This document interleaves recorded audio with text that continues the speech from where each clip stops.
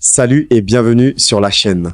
Aujourd'hui, nous allons revenir sur les acteurs du film culte Le Gendarme et les Gendarmettes et découvrir ce qu'ils sont devenus en 2026. Sorti en 1982, ce film est le 6e et dernier épisode de la célèbre saga du Gendarme de Saint-Tropez.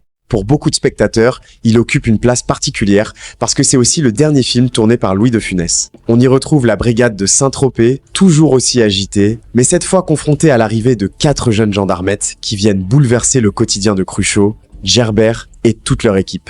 Plus de 40 ans après la sortie du film, beaucoup de choses ont changé. Certains acteurs sont encore parmi nous, d'autres se sont éloignés du cinéma et malheureusement plusieurs visages importants nous ont quittés. Alors aujourd'hui, on va revoir ensemble les personnages du film, leur rôle, leur parcours après Le Gendarme et les Gendarmettes, et découvrir ce qu'ils sont devenus en 2026. On commence évidemment avec l'homme qui portait toute la saga.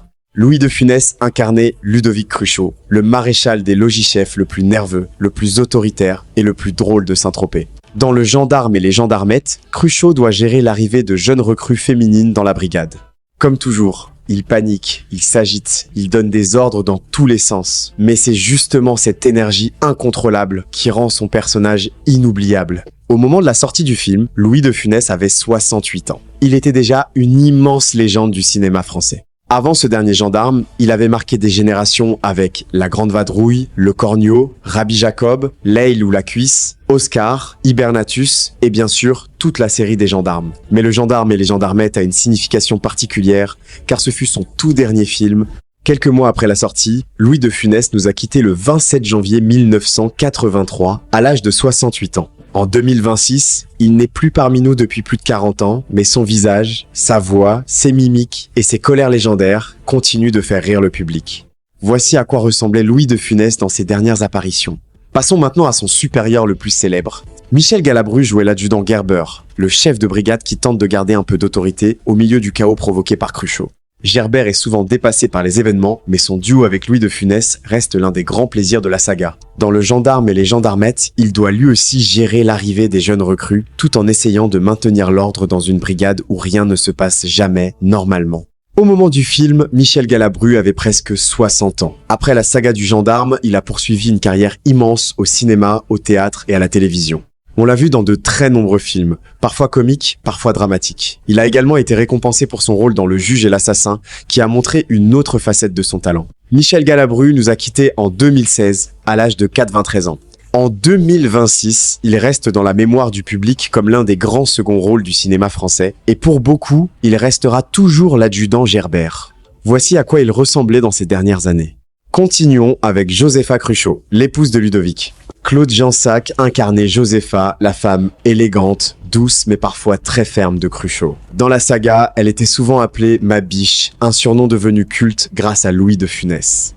Dans Le Gendarme et les Gendarmettes, son personnage revient auprès de Cruchot et apporte une touche plus familiale à l'histoire. Au moment du film, Claude Jansac avait 55 ans. Elle avait déjà tourné plusieurs fois avec Louis de Funès et formé avec lui un duo très apprécié du public. Après la disparition de Louis de Funès, elle a continué sa carrière au théâtre, à la télévision et au cinéma, même si son image est restée très fortement liée à celle de l'épouse de Funès à l'écran. Claude Jansac nous a quittés en 2016 à l'âge de 89 ans. En 2026, elle reste une figure très aimée du cinéma populaire français. Voici à quoi elle ressemblait dans ces dernières années. Parlons maintenant de l'un des gendarmes de la brigade. Maurice Rich jouait le gendarme Beaupied. Il avait rejoint la saga dans les derniers épisodes et apporte dans Le Gendarme et les Gendarmettes un humour plus discret, mais parfaitement adapté à l'ambiance de la brigade. Son personnage fait partie de ces gendarmes qui suivent les ordres, même quand la situation devient complètement absurde. Lors de la sortie du film, Maurice Rich avait 39 ans. Avant cela, il avait déjà travaillé avec Louis de Funès, notamment dans Le Grand Restaurant et Les Grandes Vacances. Après la saga, il a poursuivi une carrière au cinéma, au théâtre et à la télévision, avec de nombreux rôles de second plan. En 2026, Maurice Rich a 83 ans. Il fait partie des rares acteurs importants du film encore en vie. Même s'il est aujourd'hui beaucoup plus discret, les fans de la saga se souviennent toujours de lui comme du gendarme Beaupied. Voici à quoi il ressemble aujourd'hui. Un autre gendarme arrivé dans ce dernier épisode est Patrick Préjean. Patrick Préjean incarnait le gendarme Perlin. Son personnage fait partie de la nouvelle dynamique de la brigade dans ce dernier film. Il accompagne Cruchot, Gerber et les autres dans cette histoire où les gendarmettes deviennent rapidement le centre de toutes les attentions. À l'époque du film, Patrick Préjean avait 38 ans. Après Le Gendarme et les Gendarmettes, il a continué une très longue carrière au théâtre, au cinéma, à la télévision et surtout dans le doublage. Il est connu pour sa voix, son énergie et sa capacité à passer d'un registre comique à un registre plus sérieux. En 2026, Patrick Préjean a 82 ans. Il reste l'un des derniers visages vivants associés à cette dernière aventure de la brigade de Saint-Tropez. Voici à quoi il ressemble aujourd'hui. Passons maintenant au duo comique formé par Grosso et Modo. Guy Grosso jouait le gendarme Tricard. Présent dans toute la saga, Tricard est l'un des visages familiers de la brigade. Il n'est pas toujours au centre de l'action, mais sa présence participe beaucoup à l'esprit de groupe de la série. Avec Michel Modo, il formait un duo comique déjà connu du public. Au moment du film, Guy Grosso avait 49 ans. Après Le Gendarme et les Gendarmettes, il a continué à jouer au théâtre et au cinéma. Il reste surtout associé à ses apparitions aux côtés de Louis de Funès et à son duo avec Michel Modo.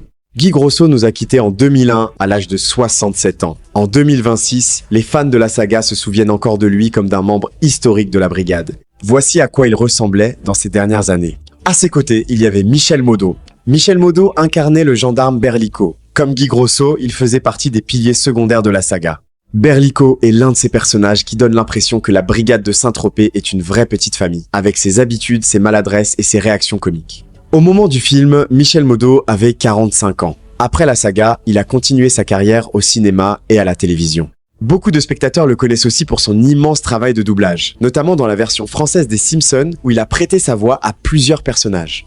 Michel Modo nous a quittés en 2008, à l'âge de 71 ans. En 2026, il reste une voix et un visage important de la comédie française. Voici à quoi il ressemblait avant sa disparition. Impossible maintenant d'oublier Sœur Clotilde. France Rumilly jouait la mère supérieure, plus connue dans la saga sous le nom de Sœur Clotilde. Dans les films du gendarme, elle est devenue célèbre grâce à sa conduite complètement folle au volant de sa 2CV. Dans Le Gendarme et les Gendarmettes, elle apporte encore une fois cette touche de comédie visuelle qui fait partie de l'identité de la saga. Au moment du film, France Rumilly avait 43 ans. Elle était déjà très connue des fans du gendarme pour ses apparitions précédentes. Après les années 80, elle s'est progressivement éloignée du cinéma et a mené une vie beaucoup plus discrète. En 2026, France Rumilly a 87 ans. Elle reste l'une des dernières figures vivantes de l'univers du gendarme.